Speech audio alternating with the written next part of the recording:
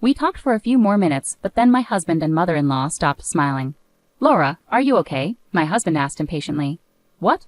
Oh, it's nothing," I replied. I knew my husband had something planned. Suddenly, my mother-in-law stood up. "Ouch! Oh," she cried, rushing to the bathroom, holding her stomach.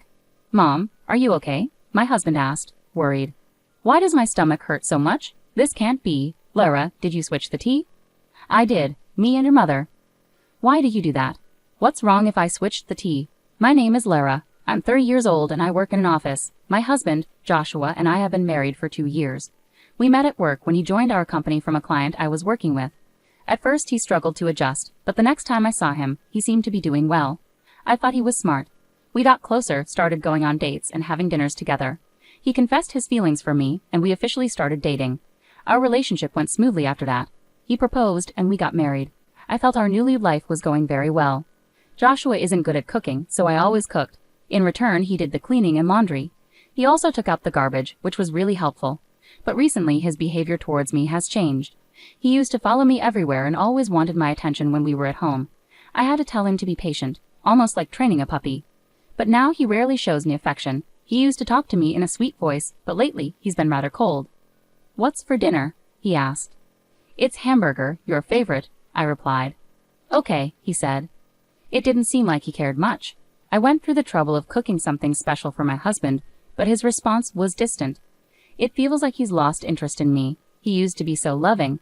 I hope he'll treat me kindly again someday. And it's not just my husband. There's someone else who's been bothering me, my mother-in-law. Ever since we got married, she's been critical of me. "Hey, Laura, why didn't you prepare snacks?"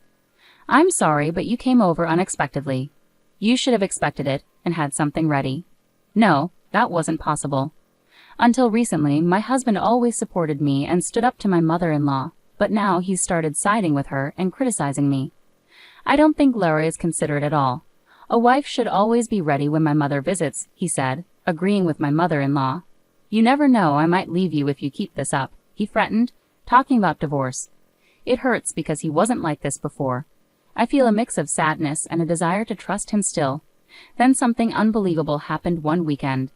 My mother-in-law unexpectedly came over to our house. For some reason she brought tea and sweets that day. The tea looked expensive, and she seemed cheerful as she spoke to me.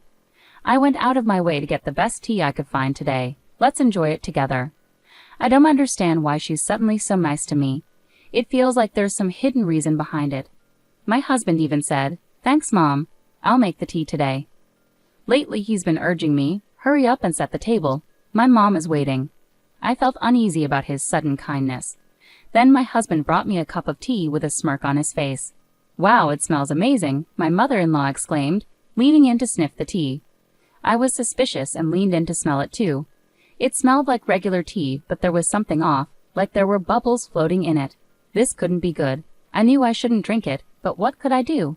I wondered if there was any way to switch this tea without them noticing. "Oh, by the way, mother-in-law, your favorite Korean singer was on the music show the other night, and I recorded it. You can watch it if you want," I said. "Really? I'll watch it right now," she replied eagerly, getting up to find the remote control. "Oh, wait, aren't there any snacks? You made tea but forgot about the snacks," I mentioned to my husband. My husband can be a bit touchy, so he easily gets defensive. I was just about to do that. "Give me a moment," he responded, going to fetch the plates and snacks. While they were distracted, I quickly swapped my tea with my mother-in-law's, just as they returned to the table. "Shall we have some tea?" I suggested. "It's quite a nice cup of tea, isn't it?" My mother-in-law and husband started drinking their tea and watched me closely as I took a sip of mine. "This tastes different than usual," I remarked. Both my husband and mother-in-law had smiles on their faces. "Yes, I know, I made sure of it," my husband said. "Yeah, it's delicious," added my mother-in-law. They chuckled at my comment about how good it was. "Yes, it's very good," I said, finishing all the tea. My husband and mother-in-law still had smiles on their faces. We chatted a bit more, but their smiles eventually faded. "Laura, are you feeling okay?" "What?" I responded. "No, it's nothing," my husband said impatiently, clearly up to something. Then suddenly my mother-in-law stood up. "Ouch! Oh." She hurried into the bathroom, clutching her stomach. "Mom, what's the matter?" "Why do I have such a stomach ache? Oh no, this can't be happening." "Hey, Laura, did you switch the tea?" my husband asked urgently. "I swapped mine with your mother's," I admitted. "What? Why would you do that? What's wrong with swapping? Does that mean there was something wrong with the first tea you gave me? No, it's just that. Tell me the truth, or you won't be able to handle the consequences, and your mother will be in danger, I insisted. Reluctantly, he admitted, I actually put a large amount of powdered laxative in your tea. Wow, no wonder she got a stomachache. Large doses of that stuff can be really dangerous. Seriously? Call an ambulance, he said quickly. Okay. That's how my mother-in-law ended up being taken away in an ambulance. My husband was visibly upset and hurried to go with her. Meanwhile, I decided to pour the tea he tampered with into a water bottle to keep as evidence. I'm taking this to the police to file a report. While my husband and mother-in-law were at the hospital, I made the decision to pack up my things. I called my parents and asked them to help me move out. When I arrived at their house, my husband called. My mom's in bad shape. She'll be in the hospital for a few days. Can you bring her some clothes and things she needs? He asked urgently. What? No, I can't do that, I replied firmly. You have to. She's in trouble, and you're my wife. Please, he insisted. I can't do this anymore. I'm filing for divorce, I said decisively.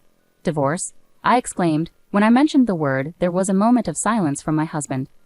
I understand. If that's what you want, then fine. But since you're the one asking for divorce, you don't get any share of our property, he replied coldly. What are you saying? You're the reason for this divorce, so I deserve my fair share, I retorted. Don't be absurd. I'm not giving you anything. This divorce is your decision, not mine, he argued. I'm appalled. You're the one who tried to make me drink that tea with laxatives. How can you deny your responsibility? Besides, I have strong evidence against you, so you will face consequences, I said firmly. But before I could elaborate, he hung up on me. I realized I had a lot to do, like finding a lawyer, so I let it go for the moment. Later, my husband asked me why my belongings were missing from the house. He blamed me for the house being in disarray because I wasn't doing my chores. I received many unreasonable and selfish messages.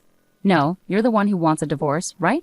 You understand that once we're divorced, you'll have to take care of the house by yourself. There were so many things I wanted to clarify with my husband, but I didn't respond until after I had arranged for a lawyer. Once my mother-in-law was discharged from the hospital, my husband and in-laws visited my parents' house, clearly upset. Divorce isn't the solution, but I'll go along with it. You didn't even bother to visit my mom in the hospital after what happened. You just left our house with your stuff. How can I stay married to someone like you? My husband said arrogantly. My mother-in-law glared at me, and it seemed they had only told their side of the story. My father-in-law believed them. Laura, I think you're being selfish, he remarked. My father-in-law is the only reasonable person in my husband's family. I knew he would see things differently if he knew the whole truth. I took out my phone and played an audio recording. I had actually put a lot of powdered laxatives in Lara's tea. The audio was strong evidence. When they heard it, my husband and mother-in-law turned pale. How did you get that recording? My husband had implicated himself. Father, I felt threatened. I quickly swapped my mother-in-law's tea with mine. Suddenly, she complained of a stomachache. She had always treated me badly, and my husband used to defend me against her. But recently they started teaming up against me, and now he had gone too far. After hearing my side, my father-in-law's expression turned furious as he stared at my husband and mother-in-law. Joshua, what's going on here?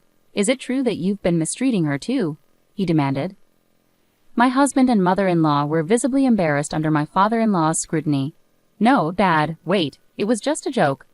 Lara got upset stomach from the laxatives I put in her tea. It was meant to be a harmless prank, Joshua tried to explain. I would never mistreat her either. It was all in good fun. You can't call that bullying, my mother-in-law chimed in, attempting to justify herself. I don't think that was just a joke. You can't keep getting away with this. Is this why Joshua has been treating me so terribly? I challenged, my voice steady with resolve. I placed an envelope on the table and revealed its contents. Photographic evidence of my husband's affair that I obtained from a detective agency. My husband's face drained of color. Why? Did you think I was oblivious? Your distant behavior raised suspicions, so I hired a detective agency. I never wanted to believe you were cheating. Maybe you just wanted to push me to divorce you. It was clear I had struck a nerve as my husband broke into a cold sweat. I confronted him with divorce papers, ready to end it all. No matter how clueless you are, facing divorce papers in this situation should make it clear you're in trouble, right? I'll be entitled to alimony and a fair share of our property. Plus, I'm reporting you for assault for putting laxatives in my tea, I asserted firmly. The police? Wait, don't you feel sorry for Joshua? My mother-in-law pleaded. What? Are you serious? It's not just my husband. You too, mother-in-law, are involved. He was working with you, I retorted. Wait a minute. Why should I be blamed? It was Joshua who put the laxatives, my mother-in-law protested. Mom, you came up with this plan. Don't try to pin it all on me, my husband interjected. What? You asked me to help you because you were looking for a new wife, I exclaimed, shocked by my husband's revelation. My husband and mother-in-law began arguing, each refusing to admit their wrongdoing. Finally, my father-in-law had enough and intervened sharply. Enough. Both of you are responsible for this. Stop arguing and face the consequences together. Don't complain when the police come for you. Joshua, you need to take responsibility for your affair. Pay Lara the alimony she deserves and give her your share of the property. My husband and mother-in-law were visibly shaken by my father-in-law's stern words. I was relieved he intervened, as my own father was on the verge of losing his temper too. I'll handle the legal aspects through lawyers, I declared, urging my husband to sign the divorce papers promptly. After much reluctance, my husband finally signed the divorce papers under pressure from my father-in-law. I apologize sincerely for the trouble caused by my foolish son and my wife. I'm truly sorry, my father-in-law said to us, then escorted my husband and mother-in-law home. Following that, I pursued alimony claims against my ex-husband and his affair partner through my lawyer. I received $30,000 from each of them. Subsequently, I filed a police report against my ex-husband and ex-mother-in-law for assault. I provided the audio evidence of my husband planting laxatives and the tea from the incident, leading to their arrest. They were both fined as a result. As a result, my ex-mother-in-law found herself in a situation where she had to work and pay the fine on her own, after my ex-father-in-law left her and filed for divorce. Struggling with the fallout, she couldn't even rely on her own son due to their mutual betrayal. Currently, she's working part-time for a modest salary to meet her obligations. Meanwhile, my ex-husband faced repercussions from his affair partner, who was furious that he had misled her about their future together. She demanded alimony, and my ex-husband, unable to handle the situation, borrowed money to pay her off in a lump sum. This sudden payment caused the affair partner to disappear from his life entirely. In short, my ex-husband found himself abandoned by both me and his affair partner, burdened with significant debt. It's a situation he brought upon himself and truly deserves. On the bright side, I achieved what I wanted, securing my share of the property, which brings me relief. I'm currently living independently in an apartment and working hard. Recently, I even received a promotion at work. I'm considering taking a trip with friends or my parents to celebrate this new chapter in my life. Intentionally putting laxatives in someone's tea is a serious crime, not a joke. Both my ex-husband and ex-mother-in-law should face the consequences for their actions. I'm grateful that my father-in-law was understanding and supportive throughout the ordeal. Despite this disaster, I'm optimistic that I'll find a wonderful person in the future who respects and cares for me.